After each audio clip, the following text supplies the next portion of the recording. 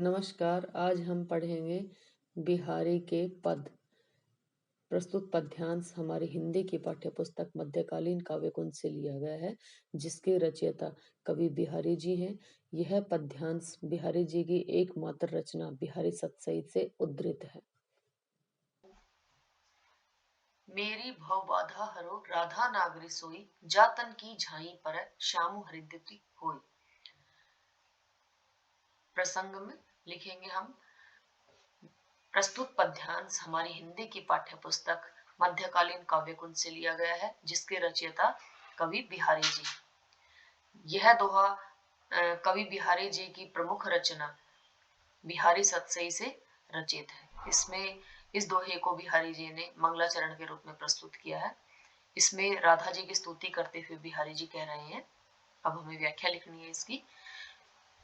कहते हैं, मेरी भव बाधा हरो। मेरी भव सांसारिक, बाधा बाधाओं को, हरो दूर करो। राधा राधा जी, नागरी चतुर, सोई वो स्त्री, वो चतुर स्त्री राधा जी मेरी सांसारिक बाधाओं को दूर करे। जातन की झाई पर, जातन जिसके शरीर की, झाई छाया, पर पड़ने से, श्यामु श्री कृष्ण, हरित दुती होय, हरित हरे या प्रसन्न, दुती चमक वाले होय हो जाते हैं। अर्थात वो चतुर स्त्री राधा जी मेरी सांसारिक बाधाओं को दूर करे, जिनके शरीर की छाया मात्र पड़ने से श्री कृष्ण प्रसन्न मन वाले हो जाते हैं। अर्थात दूसरा अर्थ इसका यह भी हो सकता है कि श्री कृष्ण का सांवला रंग और राधा जी का गोरा रंग दोनों के मिलने से हरा रंग उत्पन्न होता है।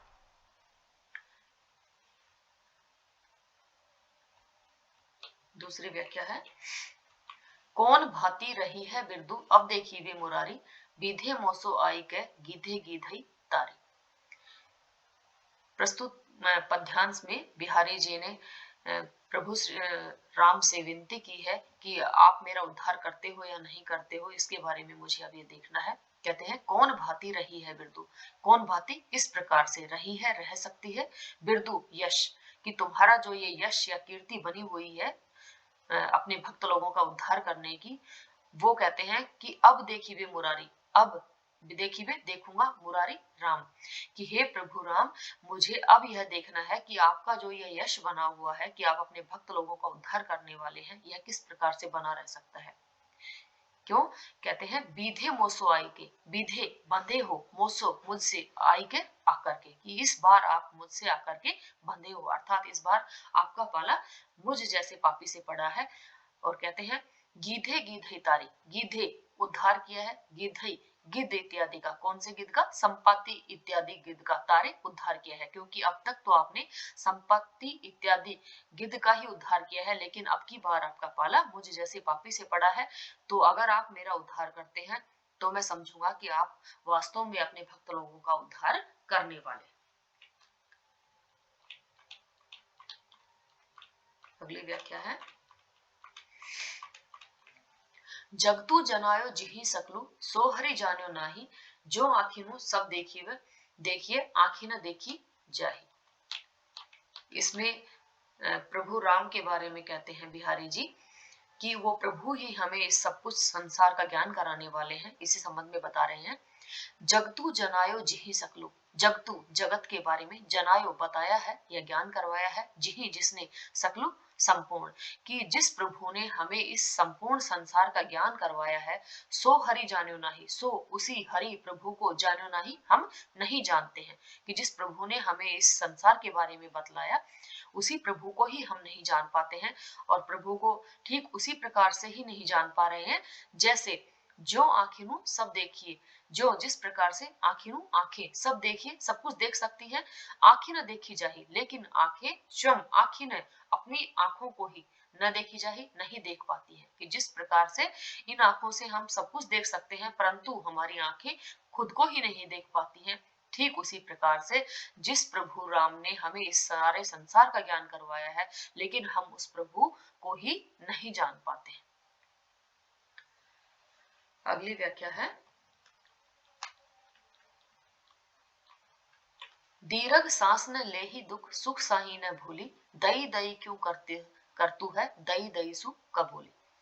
इसमें बिहारी जी मनुष्य को अपनी संतोषी प्रवृत्ति पर बल देते हुए कहा है, क्या कहा है, दीर्घ सांस न ले ही दुख, दीर्घ लंबी सांस न ले ही, सांस मत लो दुख, दुख के समय में, कि दुख के समय में तो लंबी आहें मत भरो, सुख साही न भूली। और कहते हैं सुख, सुख के समय में साही प्रभु न भूली, प्रभु को मत भूलो, कि दुख के समय में तो तुम अधिक दुखी मत हो और सुख के समय में उस ईश्वर को मत भूलो।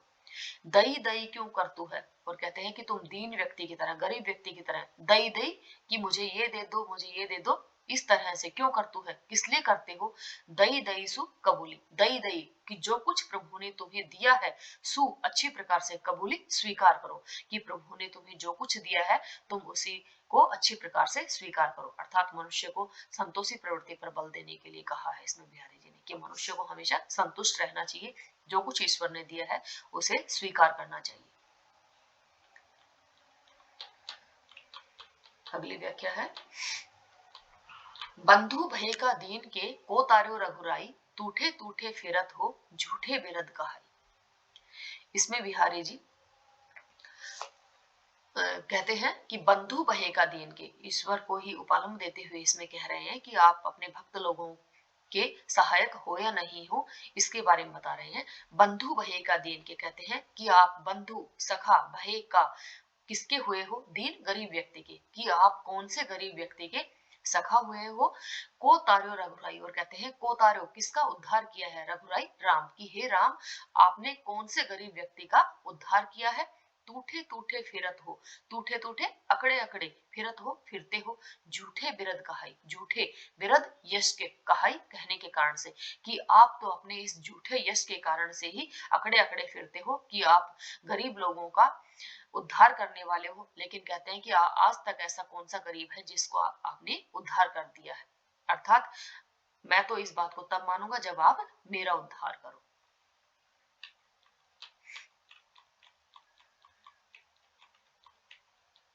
अगली व्याख्या है, दियोसु शीश चढ़ाई ले अच्छी भांति आएरी, जापे सुखु चाहतु लियो ताकि दुखई फिर। इसमें एक सखी के माध्यम से कहलवाया है राधा जी को, कि अगर तुम, या नायिका के माध्यम से कह रही है, कि एक सखी नायिका को कह रही है, अगर तुम नायक से सुख चाहती हो तो पहले उसके भी दुखों को दूर करो। कहते हैं दियोसु शीश चढ़ाई ले, दियोसु तुम्हें जो कुछ दिया है, सु अच्छी प्रकार से, शीश सिर पर, चढ़ाई ले चढ़ा लो, अर्थात तुम्हें जो कुछ दिया है उसे तुम स्वीकार कर लो। अच्छी भांति आएरी, अच्छी भली प्रकार से, अच्छी बातें भली प्रकार से आएरी सखी, की हे सखी तुम्हें नायक ने जो कुछ दिया है तुम उसे भली प्रकार से स्वीकार कर लो। और वो सखी नायिका से कहती है, जापे सुखु चाहतुल्यो, जापे जिससे, सुखु सुखों की, चाहतुल्यो कामना रखते हो, कि जिससे तुम सुख प्राप्त करना चाहते हो, ताकि दुखई पैरी, ताकि उसके दुखई दुखों को फेरी दूर करो, अर्थात उस नायक के दुखों को पहले तुम दूर करो, तभी उससे कुछ बदले में सुख की कामना रखो।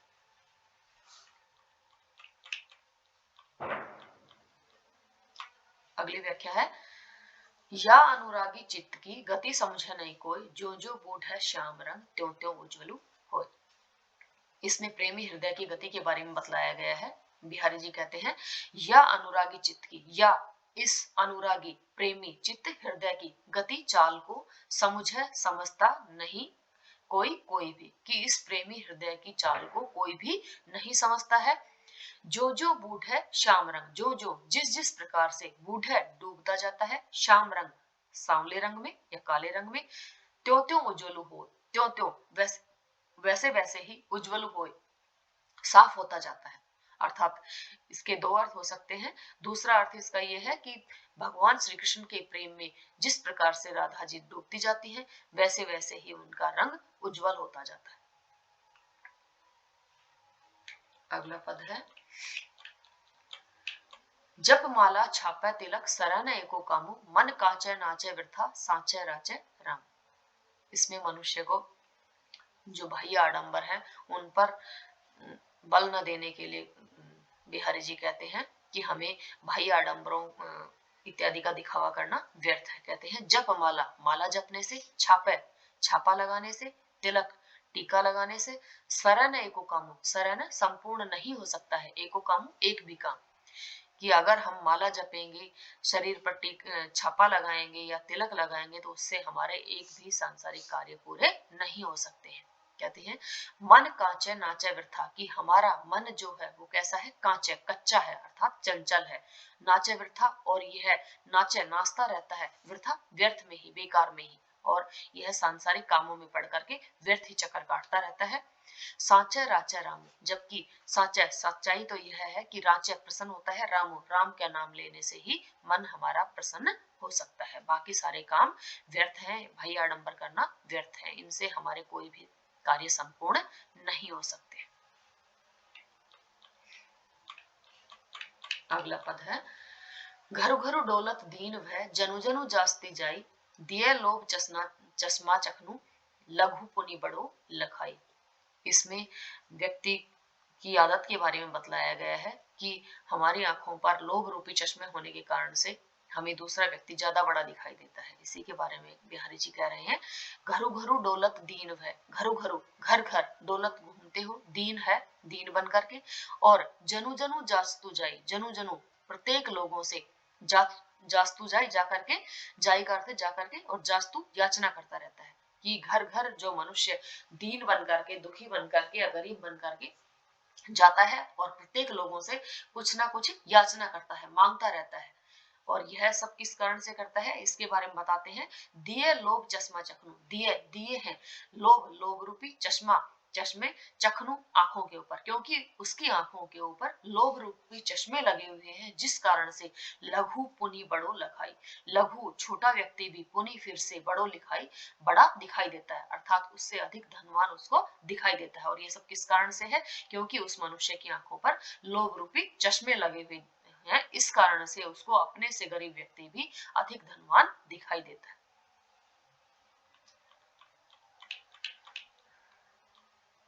अगली व्याख्या है तजी तीरथ हरि राधिका तंदुति करी अनुरागु, जिही ब्रज केली निकुंजमक पग पग होत प्रियागु। इसमें मनुष्य को कहीं भी किसी तीर्थ यात्रा पर जाने की सलाह ना देते हुए बिहारी जी कह रहे हैं कि तजी तीरथ, तजी तज दो, त्याग दो, तीर्थ तीर्थ इत्यादि का त्याग कर दो, हरि राधिका, और कहते हैं कि तुम हरि प्रभु श्री कृष्ण और राधा जी के तन दुति, तन शरीर की दुति चमक से करी करो अनुरागु प्रेम, और भगवान श्री कृष्ण व राधा जी के शरीर की चमक से तुम प्रेम करो, क्योंकि जिही ब्रज केली निकुंज मग, जिही जिन ब्रज केली, ब्रज की केली क्रीड़ाओं में, निकुंज पौधों के झुरमुट में, पग रास्तों में, कि जहां पर ब्रज के कुंजों के रास्तों में जहां जहां राधा और श्री कृष्ण ने क्रीड़ाएं की थी, वहां का पग पग होत प्रयागु, वहां के पग पग में ही अपने आप प्रयागु, प्रयाग जैसा तीर्थ स्थल है। अर्थात कहते हैं कि हमें कहीं भी किसी तीर्थ यात्रा पर जाने की आवश्यकता नहीं है, क्योंकि राधा और कृष्ण ने जिन ब्रज के कुंजों में क्रीड़ाएं की हैं, वहां का पग पग ही अर्थात प्रत्येक स्थल ही अपने आप में प्रयाग तीर्थ स्थल है।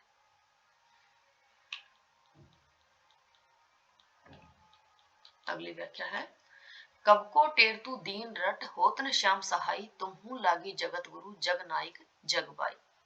इसमें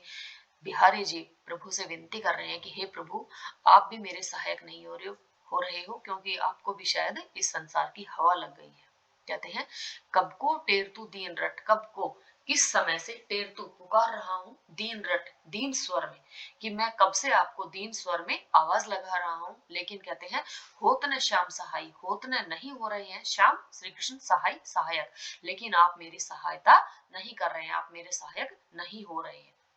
क्यों नहीं हो रहे, इस बारे में आगे कहते हैं तुम्हू लागी जगत गुरु, तुम्हू तुम्हें भी लागी लग गई है जगत गुरु, कि हे जगत के गुरु, जग नायक जग के नायक, जग बाई इस जग की हवा, कि हे जगत के गुरु, हे जगत के नायक, ऐसा लगता है कि आपको भी इस संसार की हवा लग गई है, इसलिए मैं आपको कब से दीन स्वर में पुकार रहा हूं, लेकिन आप मेरे सहायक नहीं हो रहे हैं। अर्थात जिस प्रकार से इस संसार के बाकी लोग किसी गरीब व्यक्ति की सहायता नहीं करते हैं, वैसे ही आप मेरी भी सहायता नहीं कर रहे हैं।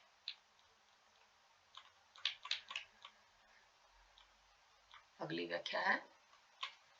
तंत्री नाद कवित्र सरस राग रतिरंग, अन बूढ़े बूढ़े तरेजे बूढ़े सब अंग। बिहारी जी कहते हैं तंत्री नाद, वीणा के स्वर में, तंत्री का अर्थ है वीणा और नाद का अर्थ है स्वर, वीणा के स्वर, कवित्रस कवित काव्य में रस, सरस राग, सरस रसीला राग, गीत, रति रंग, रति का अर्थ है स्त्री और रंग मतलब साथ में या स्त्री के प्रेम में, कि जो व्यक्ति वीणा के स्वर में, काव्य के रस में, रसीले गीत में और स्त्री के संग में अनबूढ़े, अनबूढ़े का अर्थ है जो पूर्ण रूप से नहीं डूबते हैं, बूढ़े वो व्यक्ति इस संसार में डूब जाते हैं। और तरे जे बूढ़े सवांग, तरे वो व्यक्ति इस संसार से, तरे का अर्थ है पार उतर जाता है, जे जो बूढ़े सवांग जिसके सारे अंग इन सभी चीजों में पूर्ण रूप से डूब जाते हैं, अर्थात पूर्ण रूप से आनंद लेते हैं किस किस का, वीणा के स्वर में, काव्य के रस में, रसीले गीतों में और स्त्री के संग में। जो पूर्ण रूप से डूब जाते हैं वो तो इस संसार से पार उतर जाते हैं, और जो इनमें पूर्ण रूप से नहीं डूबते वो इस संसार में डूब जाते हैं, अर्थात इस संसार से पार नहीं उतर पाते।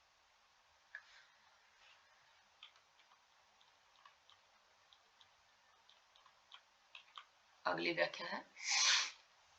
कनक कनकते सो गुनो मादकता अधिकाय, उही खाए बोराय, इही पाए ही बोराय। इसमें बिहारी जी कहते हैं, कनक कनकते सो गुनो, कनक दो अर्थ है कनक के, पहले कनक का अर्थ सोने से है और दूसरे कनक का अर्थ धतूरे से है। कहते हैं सोने में धतूरे से, तय का अर्थ है से, सो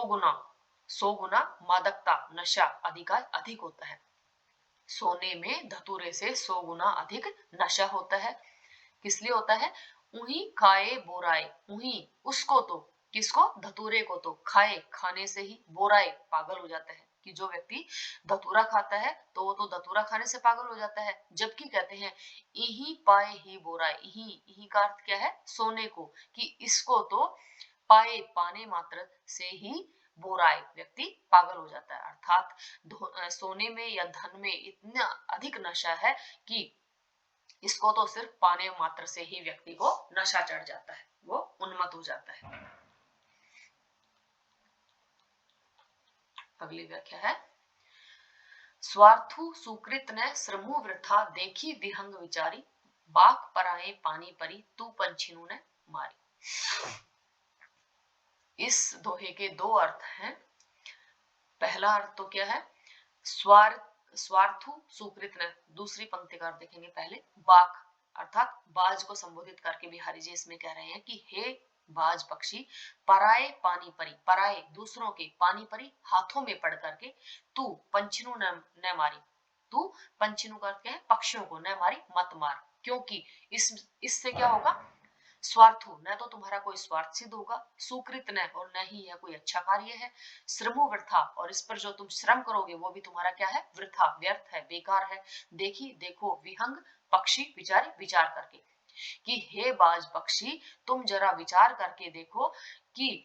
तुम पराए हाथों में पड़ करके इन पक्षियों को मत मारो, क्योंकि इन पक्षियों को मारने से ना तो तुम्हारा कोई स्वार्थ सिद्ध होता है, ना ही यह कोई अच्छा कार्य है, और इस पर तुम्हारा किया गया श्रम भी व्यर्थ है। और दूसरा अर्थ इसका यह है कि इसमें जयपुर के राजा जयसिंह को संबोधित करके बिहारी जी ने कहा है कि वो जब औरंगजेब के साथ जाकर मिल गए थे तो उनको संबोधित करके कहा कि हे राजा जयसिंह, तुम औरंगजेब के साथ मिलकर के अपने हिंदू शासकों को नष्ट मत करो, क्योंकि क्या है कि इसमें ना तो तुम्हारा कोई स्वार्थ सिद्ध होता है, ना ही यह कोई अच्छा कार्य है, और इस पर तुम्हारा किया गया श्रम भी व्यर्थ है। इस पर जरा तुम पहले विचार करके देखो अच्छी प्रकार से।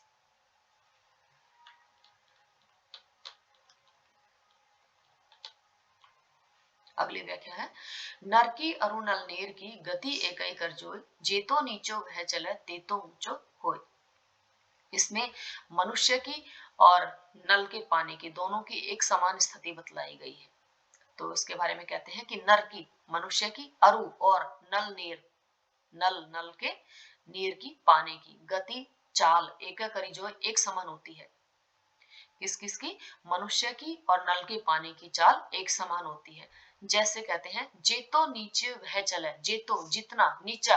नीचे नीचा होकर के, वह चले बह करके चलता है, कि नल का पानी जितना नीचे उसको दबाया जाएगा, जितना नीचा बह करके वो चलेगा, तेतो ऊंचो होए, उतना ही वो ऊपर उठेगा, अर्थात पानी का बहाव उतना ही तेज आएगा। उसी प्रकार से मनुष्य के बारे में कहा है कि मनुष्य समाज में जितना नीचा होकर के चलेगा, नीचा होने का अर्थ क्या है, जितना विनम्र स्वभाव का होकर के रहेगा, ते तो ऊंचो है, अर्थात समाज में उसका सम्मान उतना ही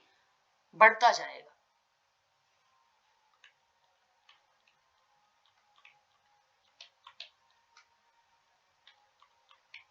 अगली व्याख्या है, समय समय सुंदर सवै, रूप को रूप न कोय, मन की रुचि जेती जी है, तित तेती रुचि होय। इसमें मनुष्य की रुचि के बारे में और समय के बारे में बतलाया गया है कि समय समय सुंदर सवै, बिहारी जी कहते हैं कि समय समय पर सुंदर सवै, सभी सुंदर होते हैं, रूप को रूप न कोई, रूप से कुरूप बुरे रूप वाला न कोई, कोई भी नहीं होता है, कि समय समय पर सभी सुंदर होते हैं, रूप से कोई भी बुरे रूप वाला नहीं होता। मन की रुचि जेती जी है, कहते हैं यह किस पर निर्भर करता है, मन की रुचि, कि जिसके मन की रुचि, जेती जिसमें, जी है जितनी होती है, कि जिस व्यक्ति के मन में जिस वस्तु के प्रति जितनी रुचि होती है, तित तेती रुचि हो, उसमें वो अपनी उतनी ही रुचि दिखलाता है, अर्थात वो उसको उतना ही, जितनी उसकी रुचि होती है उतना ही वो उसको अच्छा लगता है। तो ये मनुष्य की रुचि पर और समय पर निर्भर करता है कि कौन व्यक्ति कितना सुंदर है। अगली व्याख्या है, बसै बुराई जासु तन, ताही को सन्मानो, भलो भलो कहीं छोड़िए, खोटा ग्रह जपु दान। इसमें बुरे व्यक्ति के बारे में बतलाया गया है कि बुरे व्यक्ति का ही समाज में सम्मान होता है। किस प्रकार से होता है इसके बारे में बिहारी जी कहते हैं, बसै बुराई जासु तन, बसै बसती है या निवास करती है, बुराई जासु तन जिसके शरीर में, कि जिस मनुष्य के शरीर में बुराई निवास करती है, ताही को सम्मानो, ताही को उसी का ही, सम्मानो समाज में सम्मान होता है, सम्मानो का अर्थ है सम्मान होता है, उसी का ही सम्मान होता है। भलो भलो कही छोड़िए, भलो भले भले व्यक्ति को भलो भला कही कह करके छोड़िए, छोड़ दिया जाता है, कि भले व्यक्ति को तो सिर्फ भला कहकर छोड़ दिया जाता है, उसकी तरफ कोई ध्यान नहीं देता है। जबकि खोटे ग्रह जपुदानो, खोटे ग्रह बुरे ग्रहों के लिए जपू दान जप किए जाते हैं और दान दिए जाते हैं, कि जिस प्रकार से शनि इत्यादि बड़े ग्रहों के लिए, खोटे ग्रहों के लिए जप व दान इत्यादि किए जाते हैं, राहु के लिए किए जाते हैं, जबकि कोई साधारण ग्रह होता है उसके लिए दान नहीं किए जाते। उसी प्रकार से कहते हैं कि जो बुरा व्यक्ति होता है समाज में उसको सम्मान मिलता है और भले व्यक्ति को सिर्फ भला कहकर ही छोड़ दिया जाता है, उसकी ओर ध्यान नहीं